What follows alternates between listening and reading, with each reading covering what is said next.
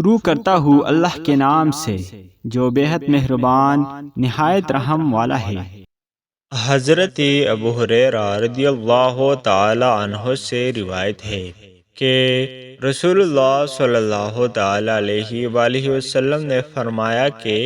اللہ اس آدمی پر رحم فرمائے جو رات کو کھڑا ہو کر نماز پڑھے اور اپنی بیوی کو جگائے، بس اگر وہ انکار کرے تو اس کے چہرہ پر پانی چھڑک دے،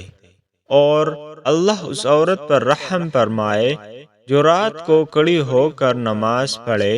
اور اپنے خاوند کو جگائے، بس اگر وہ نہ جاگے تو اس کے چہرہ پر پانی چھڑک دے۔ حضرت ابو ہریرہ رضی اللہ تعالی عنہ سے روایت ہے کہ رسول اللہ صلی اللہ تعالی علیہ وآلہ وسلم نے فرمایا کہ ماہ رمضان کے بعد سب سے افضل روزے اللہ تعالیٰ کے مہینہ محرم کے ہیں، اور فرض نماز کے بعد افضل نماز تہجد کی نماز ہے۔